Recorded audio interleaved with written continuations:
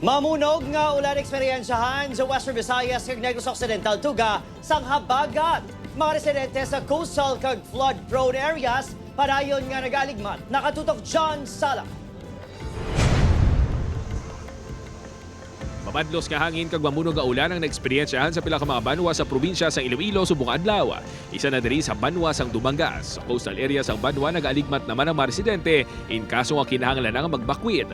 Sanday man ang Gina handa na kuno kung maglalapang tiyempo, ilabi na nga sigad sang baybay ang ilabalay. So, anytime handa kung magbakwit. Yes sir. Yes, sir. Mga gamit nyo ready naman. Oo.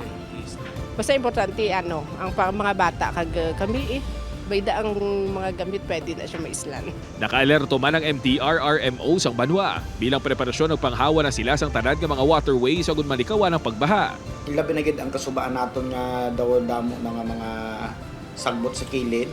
May mga kanipaan dira nga ginpang-ibana lang para ang dalagan sang waterways naton maayo.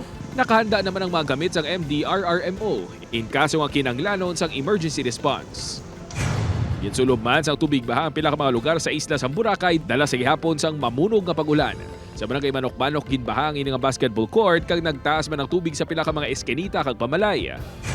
Kansilado naman ang klase sa Bacolod City Halid Kindergarten tubtob Senior High School. Medyo damo-damo na siya sir no in miyara man kita mga LGUs nga nagkandak man gani isang preemptive evacuation upod na daang hinubaan kag Bago City no kay para preparar man in kaso. Sa Negros Occidental, 6 ka mga local government unit ang nagdeklarar sang suspensyon sang face-to-face classes bangod sa pag-ulan-ulan. Sa hinubaan na 10 ka mga persona sa Barangay Asya kag Barangay Damutan ang gin-rescue bangod sa malain nga panahon. Sa Bago City, 27 ka mga pamilya halin sa Barangay Balingasagang nag-evacuate. Suno sa Pag-asa Iloilo ang mamadlos kahangin kag mamunog ang pag-ulan ang tugas ang habagat nga ginpabaskog pa sang Bagyo Francisco kag isa pa ka tropical storm sa Guasang Par. Ang ining mga bagyo ay wala ti direkta nga epekto sa aton. However, ang ining si Bagyong Francisco ay ginapa-intensify niya ang ining atong southwest monsoon nga kung sa diin amo ni nagadala sa mga pag-ulan-ulan diri sa aton. Base sa forecast, magapadayon pa ang ining nga tiyempo tubtob sa masunod nga mga inadlaw. Upod kay Hansi Siato, John Sala. 1 Western Visayas.